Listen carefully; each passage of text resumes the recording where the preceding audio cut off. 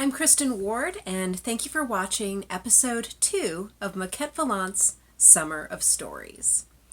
If you enjoy it, please like, share, and subscribe below. You can also donate by going to paypal.me/kwardStoryDance.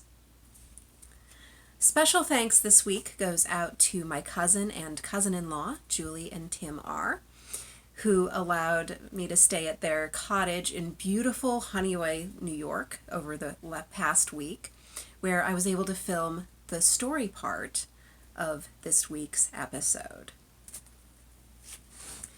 This week's story is The Dancing Lady, one of my favorites to tell, and it was inspired by a story called The Dancing Man that I first heard from Sean Miller, a Pittsburgh folkteller, and he had heard it from Dr. Mark Donnelly, who is a fellow at St. Mary's in London. It's an old English tale, possibly, but versions of it have been found all over the world. There's a book that I found that was from 1978 by Ruth Lurcher Bornstein, if you want to look it up. I also found a really lovely version of it told in an African folk-telling style online by the Storytelling Institute, and I will post the link to that in the comments so you can find it. Now, this story, as I tell it, is an interactive call and response style story, which means you get to be part of it. But don't worry, you only have a few words to remember. When I say pubs, you're going to say and palaces. Pubs and palaces. When I say peasants, you're going to say and kings. Peasants and kings. I'll have captions above the video as you watch the video to remind you as we go. You can also type into the live chat if you're watching this with me live. And remember, I might not be able to see or hear you, but it's really just more fun if you follow along. And now, The Dancing Lady. A long time ago, in a little seaport village, lived a girl named Nadra. She was a curious girl, always wondering about the world around her. And she spent many an hour on her favorite rock overlooking the ocean, watching the waves and wondering what the other side might hold. On one such day, Nadra spotted a lady. She was dressed strangely, but her movements were even more strange. You see, instead of swimming or drowning in the water, the lady danced with it, rolling and twirling along with the waves as if they were her own loving dance partner. Nadra crept closer to get a better look, and as she did, the lady turned and smiled. She smiled the smile of a memory of a long ago day, and she said, "I am the dancing lady, and I have danced from my home sea to the farthest sea. I have danced at pubs and palaces. I have danced for peasants and kings, and I have a gift for you." And with that, the lady handed Nadra the most beautiful pair of shoes Nadra had ever seen. They were bejeweled with rubies and sapphires. They were embroidered with silver and gold. Solomon himself might have cried to see them. Nadra was so taken by them that she almost forgot her manners. But when she looked up to thank the lady had vanished. Nadra took the shoes home and told no one of her wonderful gift. But every morning she would try them on just to see if they would fit. And every evening she would go to her favorite rock overlooking the ocean and practice what she had seen the lady doing, rolling and twirling along with the waves as if they were her own private chorus of sitars. Time passed, and one morning, the shoes fit. They fit her just as well as if they had been made for her. And Nadra knew just what to do. She gathered all of her friends and her family to the shoreline, and she told them the story of what had happened so long ago, finishing with, "It is now my turn to be the dancing lady, and I shall dance from this sea to the farthest sea. I shall dance at pubs and palaces. I shall dance for peasants and kings. But before I go, let me dance for you." She danced a short step, then a long step, then a slow step, then a quick step. And with smiles on their lips and tears in their eyes, her friends and her family bade her goodbye. One dark night, as she traveled, Nadra came upon a terrible band of robbers. They captured her and brought her to their camp, intending to cut off her feet and leave her for dead and take the wonderful shoes. But before they could sharpen their swords, Nadra said, "I am the dancing lady, and I am dancing from my home sea to the farthest sea. I have danced in pubs and palaces. I have danced for peasants and kings. And before you kill me, let me dance for you." She danced a short step, then a long step, then a slow step, then a quick step. And pretty soon, the robbers began to join in.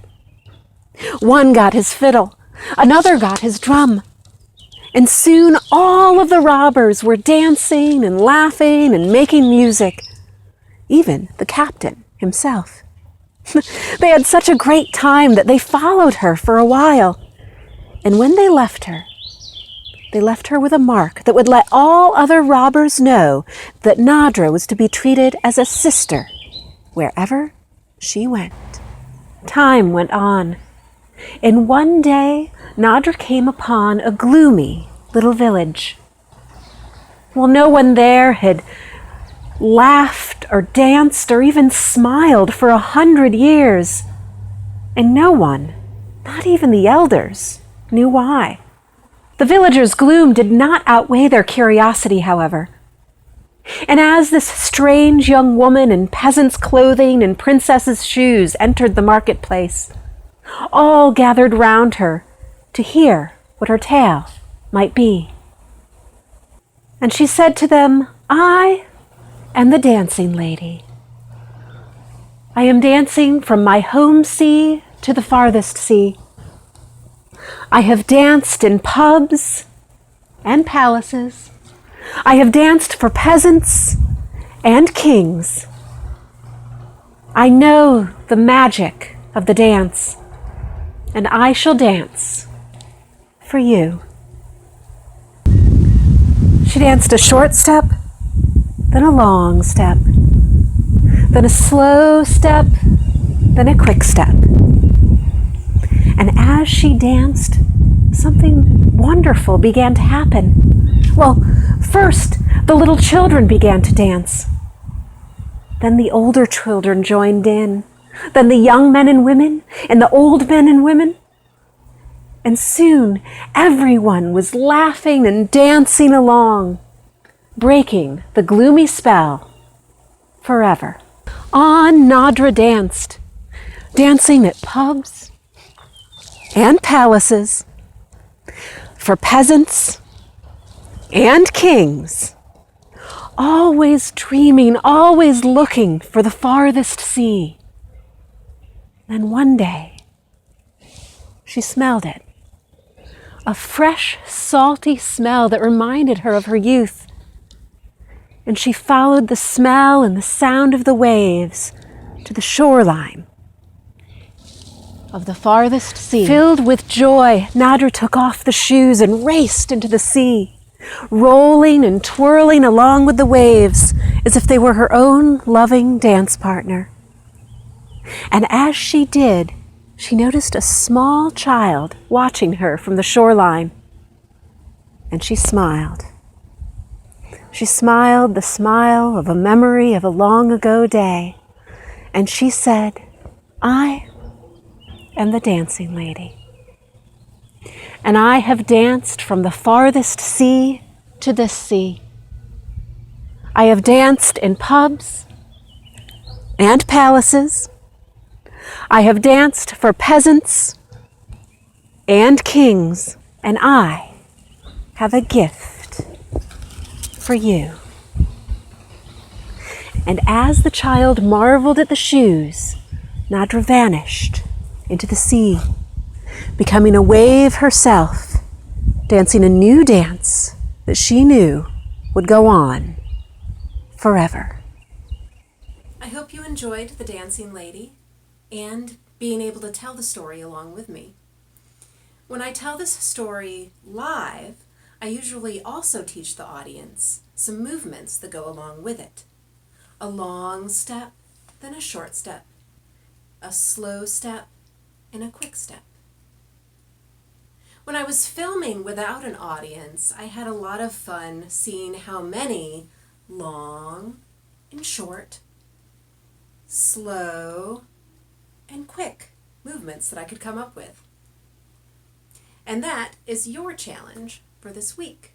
Put on some music and have some fun and dance. See how many long and short, slow and quick movements you can do. You can film your favorites and share them on Instagram or Facebook with hashtag #MVStoryDance. I'd love to see what you come up with. Telling the story of the dancing lady got me thinking about all of the performers and dancers and dance teachers who have had to find new and creative ways to bring their art and the joy of their art online in the recent COVID-19 shutdowns. One of these dancers and teachers is my friend Laura Hodge, who I've met here in Pittsburgh quite a bit of time ago, and she has since danced her way all the way to San Diego. Hi, Laura. Hi, Christy. How are you? I'm doing great. Can you tell us a little bit about what you do and what you're working on in San Diego and how we can find you online? Yes. My company is called San Diego Creative Arts Project. And since that's such a big word, we usually call it SDCAP. We have a website, which is www.sdcreativearts.com. And we have Facebook page and group and Instagram business account as well. And we teach dance and acting and singing and sometimes media arts to all ages. So I have little students that I teach pre-dance to on Saturday mornings that are 3 years old. And then I also have adult ballet students on Fridays who are not young like those little kids. And it's great. It's wonderful. And then I teach Pilates a couple of times a week. And what's really fun is I've been able to reach out across the country and have other people in the class. You know, you don't have to be in San Diego to take our classes. So that's been really fun for us. And we have a big emphasis on youth musical theater. And for the past 4 years, I've been writing the scripts for the musical theater. So it's kind of like my rebooted series because I take classic fairy tales like Cinderella or Peter Pan, Alice in Wonderland, and I reboot them and I make them more modern. And I usually give them some kind of really cool theme. Like we did a steampunk Peter Pan and all the steampunk costuming. And then I call it modern music, but it's some of the fun stuff that we like from the 80s and 90s and sometimes the 2000s. And so, yeah, we do a lot of musical theater and teaching kids and adults. It's great. So I hope people can find us because, like I said, you can join class from anywhere in the country or the world. Yeah, that's really fun. And that's one of the, I guess, benefits to since we've all had to go online is that we do get to see and do so much more now. Yeah. A couple of weeks ago, I actually got a chance to take some classes of Rajasthani dance from a teacher in India who was teaching at, I think, 10 o'clock at night her time. And it was amazing. I'd be interested in that link. That sounds really cool. Yeah, I love that. And you did mention what are we working on? A couple years ago, I was commissioned by the LGBTQ and Pride to create a small production with dance and some of my younger students singing for an event called Light Up the Cathedral. Light Up the Cathedral ushers in Pride, and it's an interfaith celebration, and they bring in people of every denomination like in the world. So there are Buddhist monks there are people from Israel, Hebrew, there are Muslim leaders from all over the world join this in celebration of Pride. And it was an honor to do that. And we're doing it again this year. And they asked me to film a video. And I was like, wow, this is my opportunity to work with some people I haven't worked with in a while. And I wanted to bring together on a project. So I thought, who do I want to work with? And I have a friend here in San Diego. His name is John Diaz, and he dances at San Diego Dance Theater. Then another person I've been working with, Samuel Christopher Bledsoe, and he actually did the video editing, and he's in drag for part of the video for his part. And then I have a colleague named Mami Tomatani, and she is beautiful contemporary dancer for Matthew Bourne Company and works for the Broadway Experience. She's in New York City. And then last bit, my longest friendship and mentor is Tomei Cousin. And I used to dance in his dance company a long time ago. And he is now the musical theater director at Carnegie Mellon University, as you know. Yeah. And so it was wonderful to bring them together. I as the producer, but brought them together that we all were collaborators and creators on creating this video. And how were we going to work the children into the video? And so we have students from my studio, and then we have students from New York City that Mommy teaches, and the 5 of us adults dancing. And the project is called Together We Rise. That's fantastic. I know, it's so inspiring. So it's coming out on July 15th, and I'll send a link then. I can't share it before then, but it came out really good. It's really great. Exciting. Yeah. Now, in the story of the dancing lady, the main character meets a woman who gives her a special pair of shoes and inspires her to dance. Who has inspired you in your dance? You know, I was thinking about this question for a really long time, and I have so many answers.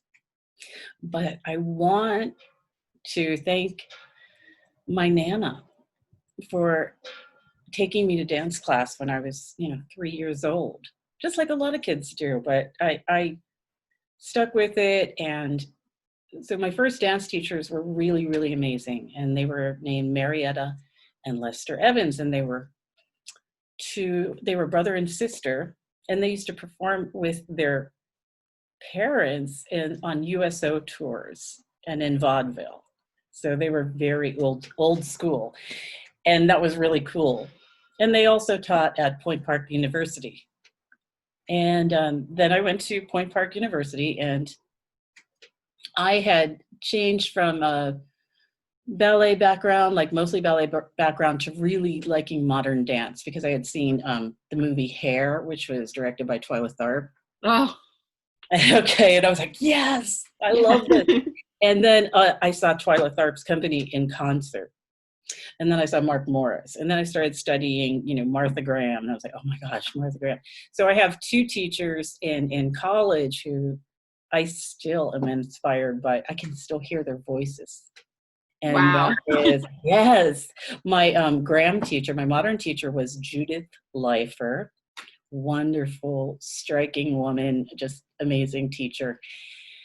And Doug Bentz, and he was my jazz dance teacher, and Oh, they wow. ended up getting married, which is really, I'm like the mother and father of my dance career, So, and then dancing with Tomei Cousin and his company really, really, really molded and shaped a lot of what I do, I think. That's great. And I've worked with Tomei at CMU, and he's really fantastic. And a lot of people don't realize that he was on Mr. Rogers dancing a long time ago. I was in one of those. You were? Yes. I have to look it up. Yes, it's the umbrella. We're all dance. We did our dance company. Tomei's dance company was on there doing an umbrella soft shoe dance. It was really cute. Yeah, That's wonderful. Now I'm definitely looking it up. Now, do you have a favorite pair of shoes? Well, I brought a few shoes with me, but I really like my social dance shoes, my ballroom shoes, because they're super pretty, although they're a little beat up, but I love these shoes because they make me feel like I'm in Ibiza dancing, but they're really flexible, and that's really cool, and it makes you dance towards the front of your foot. Mm-hmm. I mean, you have to. You're not going to lean on that heel. Right. So I had all this classical training all my life, and I had modern dance and just experimental stuff and everything, but I had never done ballroom or Latin dance, and I just think it's so wonderful, and I love the way it feels. So I started studying it a little bit and choreographed a big Latin dance ballroom piece a couple of years ago, and it's fun. That's great. Yeah, it's fun. So I like those. And I did bring you my pointe shoes that haven't been used in about 15 years. But everybody has that hanging, right? Of course. Yeah, so, yep, I brought my shoes. I have black ones too. Here we go. These are my black pointe shoes. Everything's really beat up and worn out, but you can't get rid of them, Well, I think where they're worn, it's a story unto itself. It is, and I'm going to tell you this story. I'm just so into technique and pulling. In ballet, you have to really pull up. You can't lean on your shoe. You're pointing your foot as hard as you can, right? Yeah. But you're not going to put your weight and then sink. So there was a point where I just went without padding in my shoes. Wow. So that I would have to really just pull up all the way, and otherwise your toes would really hurt. So that's my story about these shoes. No padding. Wow. So one of the things that I really love about the story of the Dancing Lady is about how it brings the story is about bringing communities together through music and dance, and it's about how dance can really help us connect and heal. Have you had experiences like that in your work? Absolutely. Almost all of the pieces that we work on have that effect. Even the video project that we just worked on, we had sort of a wrap session debriefing and talking about how it made us feel and how we learned from each other and we learned about coming together. The youth that get involved in the productions, they're so connected to each other even afterwards for years and years. So it does develop friendships that last forever and experiences that last forever. I have a group of youth in Mexico that I worked with on a production a couple years ago in Rosarito, and we're still all in touch, and we still post pictures of our show a couple years ago, and all these people wouldn't have been friends without the production bringing people together, but they brought so much to it on top of everything else, and it makes everybody thrive more. You know, you thrive when people around you are thriving, and it's like building energy, and the energy just goes up in the air. It's just, yeah. I think when we share with each other artistically, it makes everyone better. It helps sort of explore our humanity. Yes, absolutely. Yeah, it does bring community together for sure. Well, thank you, Laura. Thank you. It's great seeing you, Christy. It was good to see you too. All right. Ciao for now. And thank you for watching. Again, if you enjoyed the show, you can like, subscribe, or share below. You can also donate to the project by going to paypal.me/kwardStoryDance. Have a great night, and we'll see you next week for episode 3.